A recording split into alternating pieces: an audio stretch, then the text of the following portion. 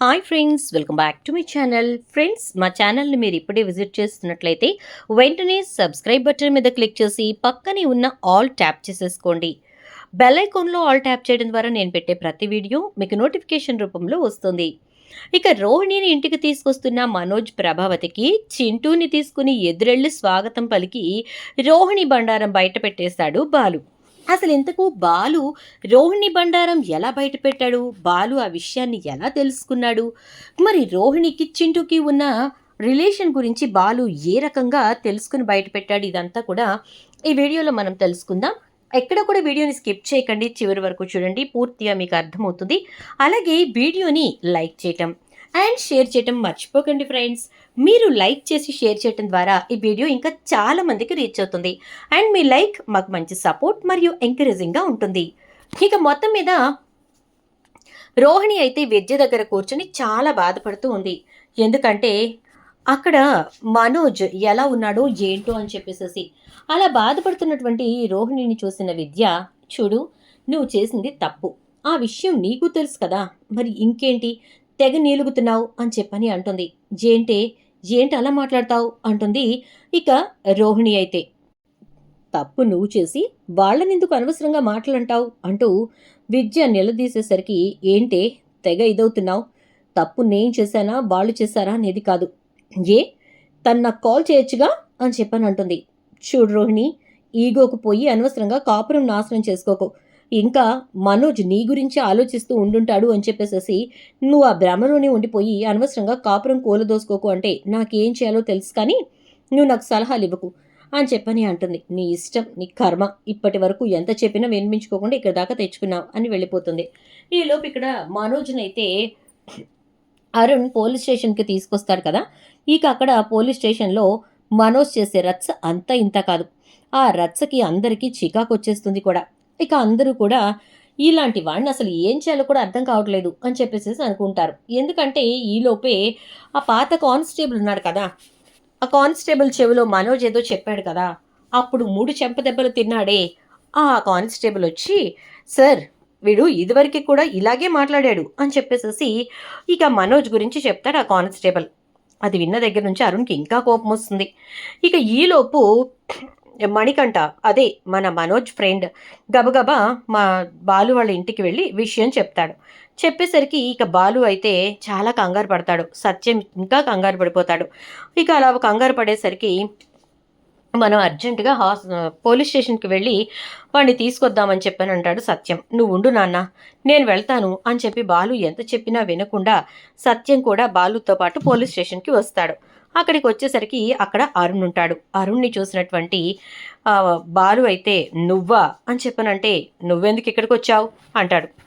అతను మా అన్నయ్య అనగానే, ఓ అదా సంగతి, అసలు వీడిని అన్నయ్య అని తెలిసినట్టయితే ఈ పూటకే మొక్కలు ఇరక్కొట్టేసి ఉండేవాడిని అని అంటూ ఉంటే, బాబు అలా మాట్లాడకండి అని అంటే, సార్ అతన్ని బయటికి పంపించండి అని చెప్పి కానిస్టేబుల్ చెప్తాడు. ఇక బాలు బయటికి వెళ్ళిపోయిన తర్వాత సత్యం అయితే, బాబు మా అబ్బాయి పాపం పుణ్యం తెలియనివాడు, ఎంతసేపు ఇల్లు ఆఫీసు తప్ప, అదే వాడి షాప్ తప్ప ఇంకా వేరే ఆలోచనే ఉండదు వాడికి. దయచేసి మీరు పెద్ద మనసు చేసుకుని వాడిని కాస్త కనికరించి వదిలేయండి బాబు అని చెప్పని అంటాడు. ఆ మాటలతోటి సరే అంటూ ఎస్ఐ దగ్గరికి వెళ్ళి ఎస్ఐకి విషయం చెప్తాడు. ఇక అరుణ్ అయితే, ఎస్ఐ ఏమో, నేను కూడా అతను అమాయకుడు అని చెప్పి అనుకుంటున్నాను, సరే పంపించేసి అని చెప్పి ఎస్ఐ చెప్పేసరికి ఇక మనోజ్ షర్ట్ ఇచ్చేసి ఇంటికి పంపించేస్తారు. దాంతో ఇక మనోజ్ని తీసుకొని సత్యం, చాలా థ్యాంక్స్ సార్ అని చెప్పేసి ఇంటికి వచ్చేస్తూ ఉంటే, నాన్న వాళ్ళు నాకు సారీ చెప్పలేదు అని చెప్పని అంటాడు. నాకు చెప్పారు నాన్న, పద అని చెప్పి సత్యం ఇక కొడుకుని తీసుకొని ఇంటికి వస్తాడు. ఇక మనోజ్ ఇంటికి వచ్చిన తర్వాత గదిలో పడుకుని బాధపడుతూ ఉంటాడు. ఈలోపు సత్యం అయితే, నేను ఇంకా ఎందుకు బ్రతికున్నానో అర్థం కావట్లేదు, కంటి మీద పూర్తి కునుకు వేస్తే తప్ప నాకు ఈ జన్మకి మొత్తం అంతా సెట్ అవ్వదనుకుంటా అంటూ ఉంటాడు. ఇక అలా అంటున్నటువంటి సత్యం మాటలతోటి, ఎందుకు అలా మాట్లాడతారు మావయ్య గారు అని చెప్పేసి ఇక మీనా అయితే, అలా అనకండి అని చెప్తుంది. ఈలోపు ఇంకేముందమ్మా మిగిలి అని సత్యం బాధపడతాడు. ఇంకా బాలు ఇంటికి వస్తాడు. వచ్చిన తర్వాత నాన్న నువ్వు ఈ విషయాల గురించి ఆలోచించడం మానేసేయి అని చెప్పేసేసి చెప్తే సరేరా అంటాడు. ఇక అందరూ పడుకుంటారు. రాత్రికి మనోజ్ కిందికొచ్చి రోహిణి గురించి బాధపడుతూ ఉంటాడు. అలా బాధపడుతున్న మనోజ్ని చూసి చూడరా నువ్వు ఎంత బాధపడినా ఉపయోగం లేదు. తన వరకు తను విద్య దగ్గరికి వెళ్ళిపోయింది, హాయిగా ఉంది. నువ్వు మాత్రమే కదరా బాధపడుతున్నావు అని అనేసరికి నేను మాత్రమే బాధపడుతున్నాను రా, నాకు తెలుసది, నేను మాత్రమే బాధపడుతున్నాను. బాధ నేనే పడాలి కూడా, ఎందుకంటే ఏరి కోరి ఎంచుకుని ప్రేమించి మరీ పెళ్లి చేసుకున్నాను కదా అని అంటూ ఉంటాడు. అరే అసలు ఏం జరిగిందో తెలుసుకునే టైం వస్తుంది, నువ్వు ఈలోపే కంగారు పడిపోయి ఏదేదో ఊహించుకోకు అని చెప్పేసేసి అంటాడు. ఇక మనోజ్ అయితే నేను అలా బయటికి వెళ్ళొస్తానురా అని చెప్పానంటే ఎక్కడికి వద్దు, నాన్న నిన్ను ఎక్కడికి పంపించొద్దన్నారు అని అంటే పర్లేదురా నేనేమైపోను అని చెప్పేసేసి అంటూ అమ్మా అమ్మ అని పిలిస్తే అత్తయ్య ఇంట్లో లేరు అని చెప్పని అంటుంది మీనా. ఎక్కడికి వెళ్ళింది అని అంటే కామాక్షి పిన్ని వాళ్ళ ఇంటికి వెళ్ళింది, ఇంతవరకు రాలేదు అంటే నేను ఇలాంటి పరిస్థితుల్లో ఉంటే కామాక్షి పిన్నితో ముచ్చట్లు పెట్టడానికి వెళ్ళిందా అని అంటాడు. అయ్యో అదేం కాదు, ఆవిడ మీ గురించి బాధపడి ఏడ్చి ఇక్కడ ఉంటే ఇంకా ఇలాగే ఉంటాను నేను అని చెప్పేసేసి అనుకొని ఆవిడ కామాక్షి పిన్ని వాళ్ళ ఇంటికి వెళ్ళారు అని చెప్పేసరికి అవునా సరే నేను బయటకు వెళ్తున్నాను, మళ్ళీ నాన్న కంగారు పడతారేమో చెప్పు మీనా అని చెప్పేసేసి అంటాడు. ఇక మనోజ్ అయితే సరే అయితే వెళ్ళండి అని చెప్పి పంపిస్తుంది.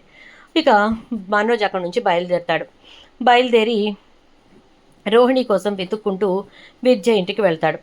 వెళ్ళేసరికి విద్య అక్కడ కూర్చుని రోహిణితోటి చూడు రోహిణి నీకు అంత ఈగో పనికిరాదు, నువ్వు ముందు అర్జెంటుగా మనోజ్కి ఫోన్ చేయంటే తనెందుకు చేయడే, చేసి తీరాలి, ఎందుకు చేయడు అంటూ ఉంటే అది విన్న మనోజ్ చాలా బాధపడతాడు. తప్పు తను చేసి కూడా నేనే ఫోన్ చేయాలని మాట్లాడుద్దేంటి, అసలు ఈ రోహిణికి మనస్సాక్షి లేదా అని అనుకుంటూ చ అని ఇక ఇంటికి వెళ్తూ మళ్ళీ తాగుతాడు. ఇక అలా తాగి పడిపోయేసరికి ఆ బార్ వాళ్ళు బాలుకి ఫోన్ చేస్తారు. వెంటనే బాలు వెళ్ళి ఇక మనోజ్ని తీసుకుని వస్తాడు. ఏంట్రా ఇది అని చెప్పి సత్యం అంటే ఇక మన ఇంటి పరిస్థితి ఇంతేనేమో నాన్న అని అంటూ షీలా డార్లింగ్ వస్తే తప్ప ఇదంతా కుదురుకోదు అని చెప్పనంటే సరే నేను వాడిని ఆపలేను, వాడిని ఆపటం నా తరం కాదు, నేనే బస్సుకు వెళ్ళి మా అమ్మని తీసుకుని వస్తాను అని చెప్పని అనేసరికి ఇక సుశీలమ్మని తీసుకురావడానికి సత్యం వెళ్తాడు. ఇక తెల్లారిపాటికే సుశీలమ్మతోటి సత్యం ఇంటికి వచ్చేసరికి ప్రభావతి కూడా ఇంటికి వస్తుంది. అలా ఇంటికి వచ్చిన ప్రభావతి ఇక సుశీలమ్మని చూసి ఏంటత్తయ్య గారు ఏం జరిగిందో ఏంటో నాకు ఏం అర్థం కావట్లేదు అని అనేసరికి ఏంటి అర్థం కావట్లేదు నీకు, ఏంటి అర్థం కావట్లేదు నీకు, అసలు ఇంతలా ఇంట్లో ఇన్ని రకాల మోసాలు జరుగుతుంటే ఏం చేస్తున్నావు, అత్తగారిని కోడళ్ళందరినీ సమానంగా చూడవే అంటే మీనాను ఒకలా చూసావు, రోహిణిని నెత్తిన పెట్టుకున్నావు, శృతి నిన్ను ఎదిరిస్తుంది కాబట్టి దాన్ని పట్టించుకో, ఎందుకంటే పట్టించుకుంటే నీకే ఎదురు తిట్లుంటాయి కాబట్టి అని అంటే ఇప్పుడు నన్ను దెప్పడం ఎందుకు అత్తయ్య గారు, ఏం చేద్దామంటారు అంటే అది ఎక్కడుంది అంటే వాళ్ళ ఫ్రెండ్ దగ్గర అని అంటుంది. దానికి ఫోన్ చేయండి అని చెప్తే ఫోన్ తీయట్లేదు అత్తయ్య గారు అంటుంది. సరే నువ్వు నీ కొడుకు వెళ్ళి తీసుకురండి అని అనేసరికి ఇక సరే అని చెప్పేసేసి మనోజ్ని ఇంకా తీసుకొని ప్రభావతి అయితే ఇక రోహిణి కోసం వెళ్తుంది. వెళ్ళేసరికి అక్కడ ప్రభావతి రోహిణిని పిచ్చి తిట్లు తిట్టి మొత్తానికైతే ఇక ఇంటికి తీసుకొచ్చే ప్రయత్నం చేసేసరికి మనోజ్ అయితే మాట్లాడాడు, కానీ ఇక్కడ కూర్చొని ఎవరిని సాధిస్తారు, ఇంటికి వస్తే ఏ గొడవ ఉండదు అని చెప్పని అంటాడు. ఈలోపు సుశీలమ్మ బయటికి వెళ్ళేసరికి మీనా బాలు ఇద్దరే ఉంటారు. ఎవరూ లేరు కదా, మన ఇద్దరమే ఉన్నాం కదా అంటూ ఉంటాడు బాలు. అయితే ఏంటి అని అంటే ఒక్కసారి మనం పార్లర్ అమ్మ రూమ్ వెతుకుదామా అంటే ఎవరూ లేనప్పుడు మనం వాళ్ళ గదిలోకి వెళ్ళడం తప్పు కదండి అంటుంది. ఏం తప్పు కదరే, కానీ ఇంకా ఏదో ఉంది, ఆ ఇంకా ఏదో మనకు తెలియాలి అంటాడు. అన్న ప్రకారంగానే ఇక లోపలికి వెళ్ళి తాళాలు తీసి బీరువాలు అన్నీ వెతికేసరికి మొత్తానికి రోహిణి బట్టలలో ఒక చిన్నపిల్లాడి డ్రెస్ కనబడుతుంది. ఈ చిన్నపిల్లాడి డ్రెస్ ఎవరిదై ఉంటుంది అని అనుకుంటూ ఏదో రహస్యం ఉంది మీనా అంటాడు బాలు. సరే ఉంటే ఉండనివ్వండి అంటూ ఉంటే లేదు నేను దీన్ని మాత్రం చాలా సీరియస్గా తీసుకుంటాను మీనా, ఎట్టి పరిస్థితుల్లో దీన్ని తేల్చి తీరుతాను, మళ్ళీ ఆ పార్లర్ అమ్మాయి ఇంట్లో అడుగు పెట్టిన తర్వాత పూర్తిగా ఇక ఎటువంటి అనుమానాలు లేని జీవితమే ఉండాలి. అనవసరంగా అందరం ఇంకేదో ఉందేమో అనుకునేటట్టుగా ఉండకూడదు అంటాడు. సరేనండి అయితే అంటుంది ఇక మీనా. అన్న తర్వాత ఇద్దరు కలిసి ఆ డ్రెస్ తీసుకుని కూర్చుని ఆలోచిస్తూ ఉండగా చింటూ అని చెప్పని అంటే, మీకెందుకు చింటూ గుర్తుకొచ్చాడు అంటే, నాకు చింటూనే గుర్తొచ్చాడండి అంటుంది. అయితే ఖచ్చితంగా ఇది చింటూకి సంబంధించిన మ్యాటరే. చింటూ గాడిని రోహిణి దత్తత తీసుకోవటమో లేకపోతే ఇంకేదో అయి ఉంటుంది అని అంటాడు. అంతేనంటారా అంటుంది మీనా. అంతే మీనా, ఖచ్చితంగా అంతే. మనం ముందు చింటూ దగ్గరికి వెళ్ళి ఈ డ్రెస్ చూపిద్దాం అని అంటే, సరే అని చెప్పి చింటూ దగ్గరికి వెళ్ళి ఆ డ్రెస్ చూపిస్తే చింటూ ఆ డ్రెస్ చూసి వావ్, ఇది నా డ్రెస్సే, బాగుంది కదా అని చెప్పని అంటాడు స్కూల్ దగ్గర. నీ డ్రెస్సేనా అంటే, అమ్మ తీసుకొచ్చిందిగా నాకు, నేను వేసుకున్న 2 రోజులకే నాకు ఆ డ్రెస్ కావాలి అని తీసుకెళ్ళింది.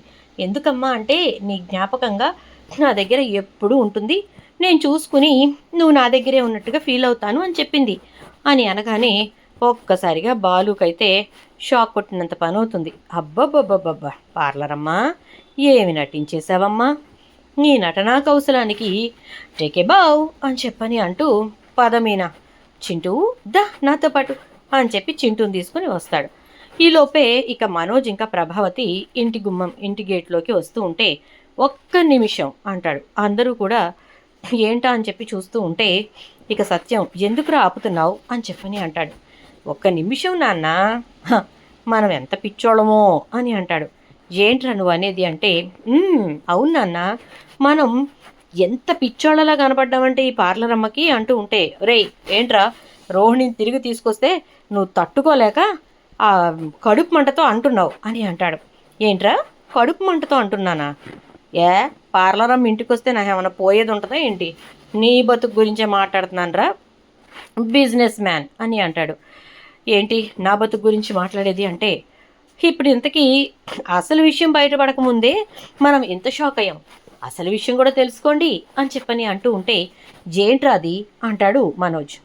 నాన్నా బయటికి రా నాన్న, మీ అమ్మ నిన్ను రమ్మంటుంది అని అనేసరికి అమ్మొచ్చిందా అంటూ చింటూ పరిగెత్తుకుంటూ వస్తాడు.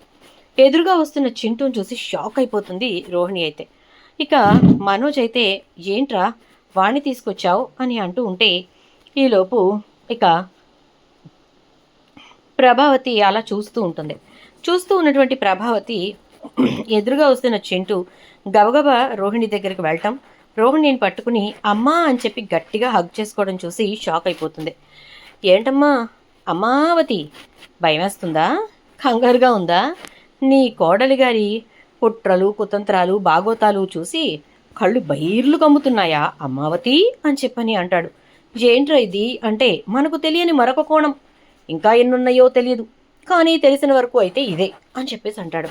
ఒక్కసారిగా ప్రభావతి ఏంటి ఇదంతా అంటే, తను ఎవర్రా అంటే, మా అమ్మ అని చెప్పని అంటాడు.